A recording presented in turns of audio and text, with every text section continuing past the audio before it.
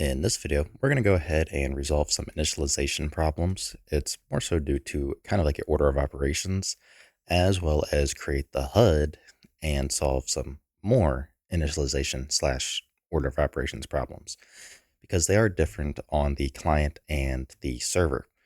And because we're using listen server, we need to, cover both. Now, regarding the first one, if I play here as client, you will see what I mean, unless it doesn't crash. Okay, thankfully it does. And if we view it, we can see the issue is on the player state, line 22. However, the previous call is from the gameplay ability interact. So our interactability at line 30. So here, let's go to the gameplay ability, line 30, which is right here. And it's the call to get view model interaction message.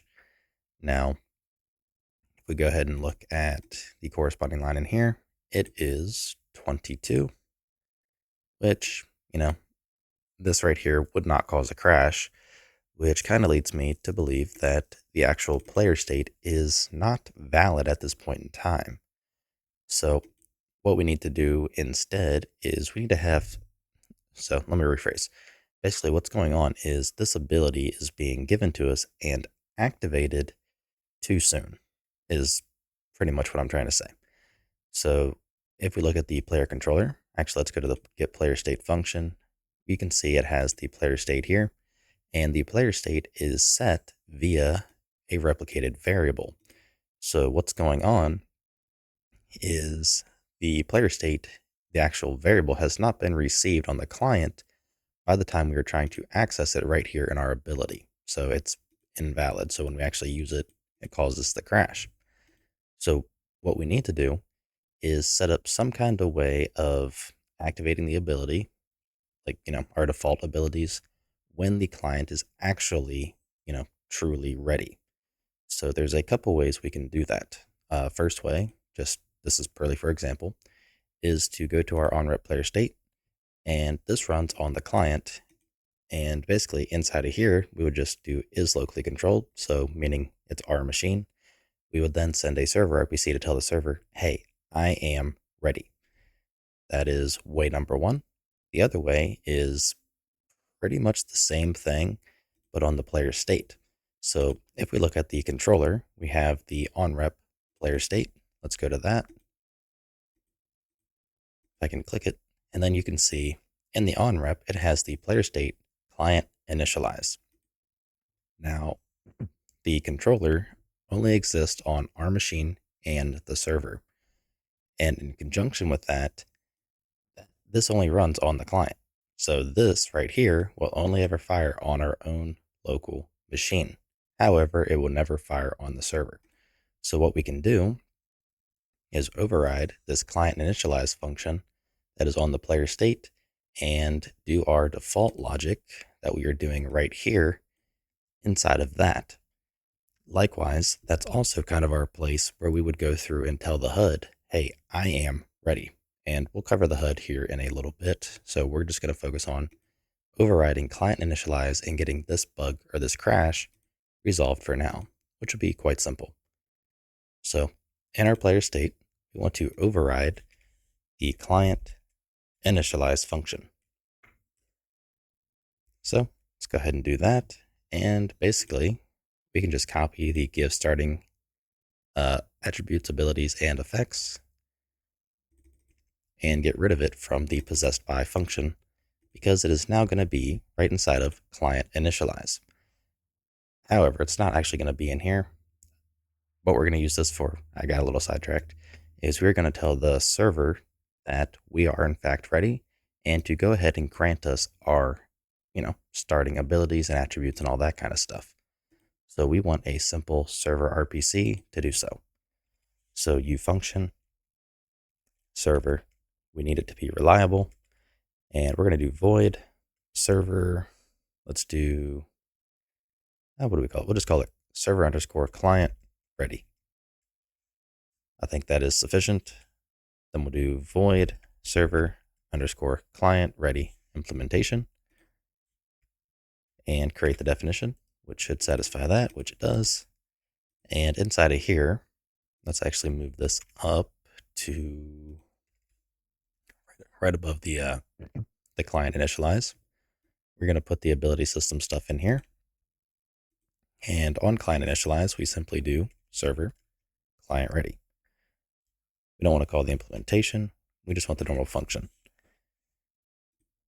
So this will actually make its way on to the server from here. And the only thing we need to do now is also call this for the listen server. So if if in begin play, we have authority and we are also locally controlled, that means we are the server and we can do stuff. So we also want to override begin play. So inside of begin play, we simply do the two checks. So if, let's go ahead and, we'll do has authority. Actually, we'll do the most unlikely check first. So get player controller is local controller. If that is true and we have authority, then we know that we are the local listen server. Well, the local player, that is the listen server in this context. And we can go ahead and call server underscore client ready implementation. Now, the reason we call it the implementation is because we are already on the server. There's no need to go ahead and make the actual RPC or do any of that checking and work. Instead, we can just go from here straight into this function. So now that we have that, let's go ahead, rebuild and relaunch. Okay, once we are back inside the editor, let's go ahead and try again as client. So press play, and there we go. So everything is actually functioning as it's supposed to at the moment. So we do have one slight problem, and that is going to be kind of what I was referring to regarding the HUD. So where we are currently creating the HUD, which is in our player pawn, right here, we have that initialization problem. So pretty much the, what's the word? The widget's it's being created too early in this case. So for example, if I go ahead and do a delay for 1 second before we actually create the widget and press play, as you can see, we are now good to go. But that's not a good solution. So this is the second part that I was referring to, where we're going to create the HUD and handle it, well, basically the same way we just did the client initialize. So let's go ahead and do that.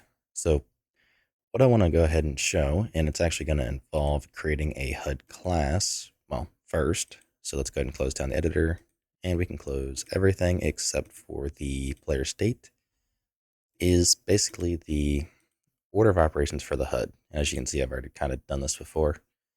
And unfortunately, it seems like the class is still there, maybe. So let me remove that. So under UI, we're going to go ahead and add a new Unreal class, and it's going to be of the type a HUD. So the reason I'm putting it in UI is because we're only going to have one, because I'm not making this, no menu or anything like that. And we would only really need one in this case. If you're going to convert this to an actual full game with the main menu and all that stuff, I would recommend making a subfolder called HUDs. Anyways, let's go ahead and call this the gameplay HUD and create it. So what I want to show is, let's go ahead and override begin play. And all we're going to do in here is just a log. So UE log temp, warning, and we'll just do the name of the class and begin play. And we'll copy this and paste it in the begin play of our player state. And go ahead and recompile and relaunch. Actually, in this one, we're going to print out the authority. So auth%d has authority. So this way you can kind of see the order of operations that I'm going to be referring to. Okay, once we are back in the main menu, we need to go ahead and load up our third-person game mode, which we put in core game modes, and just simply swap out the HUD class for the gameplay HUD. So once we've done that, let's go ahead and we will first press play as the listen server. So let me clear the log and scroll. So as you can see, the player state begin play runs first, and then the gameplay HUD runs second.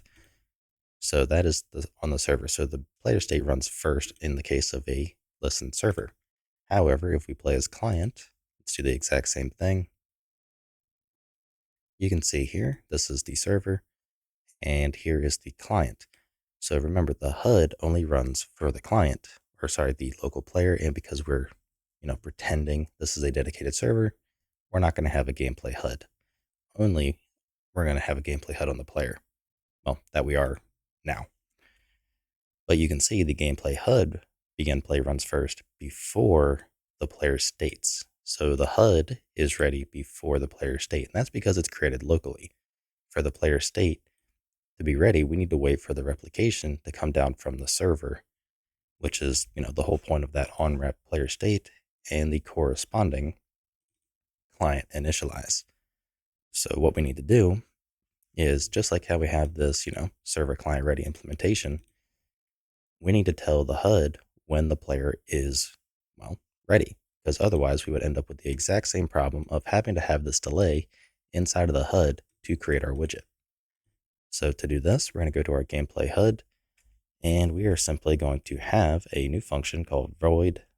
Let's do player state ready. And we'll go ahead and make that definition. And I want to do this inside of Blueprint for creating the widgets and all that kind of stuff. So we're going to have kind of a corresponding overridable Blueprint version too. So protected, we'll do U function. We'll do, let's see, it's Blueprint implementable event, and we'll give it the category of gameplay HUD. So this will be another void. Let's do on player state ready.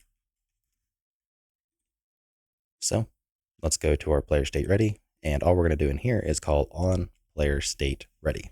So we're going to have this in case we need to do, more work.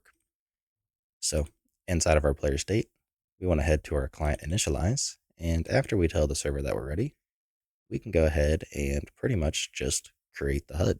And same thing up here, because we know that this is the local listen server, we can create the HUD in here as well.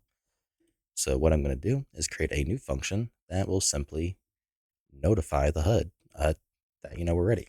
So void notify gameplay HUD. Yeah, we'll just call it that. And inside of here, all we want to do is get the HUD. So to get the HUD, we can do that from the controller. So if get player controller, actually let's just do get player controller, because everything should be valid at this point.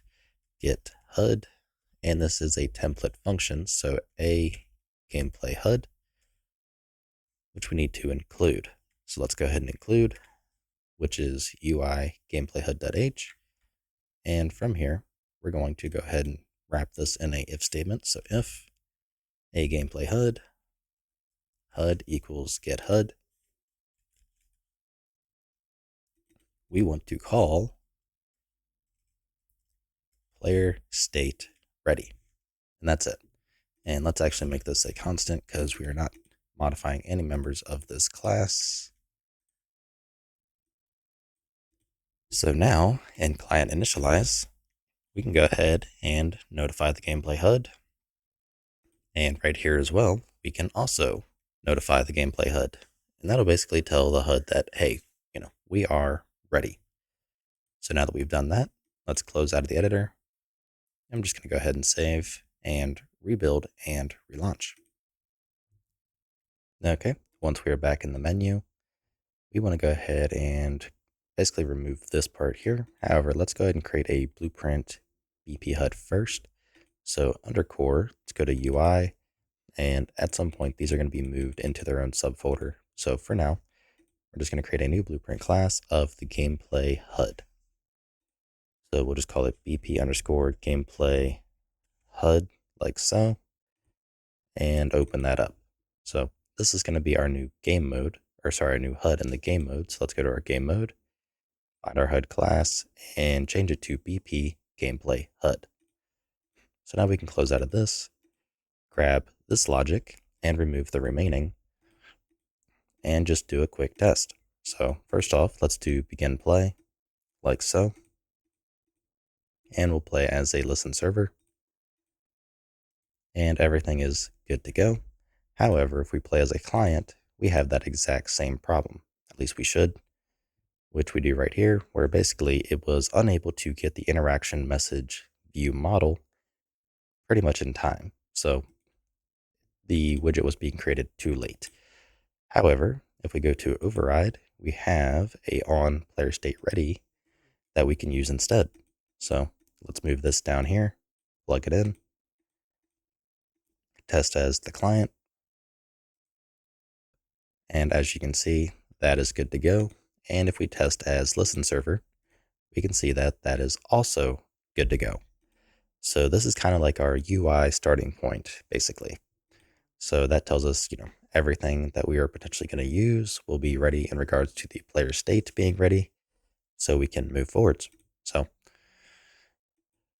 we could remove the begin play, and we are pretty much done in this regard. I just want to go ahead and remove the logs that we made. So the one at begin play, and then we can remove begin play out of the HUD, altogether. It's not really needed.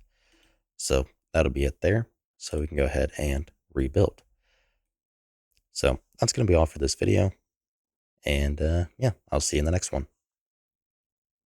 If you like what I'm doing and you want to help support me, you can find a link to my Patreon in the description below, which will also grant you early access to this entire series.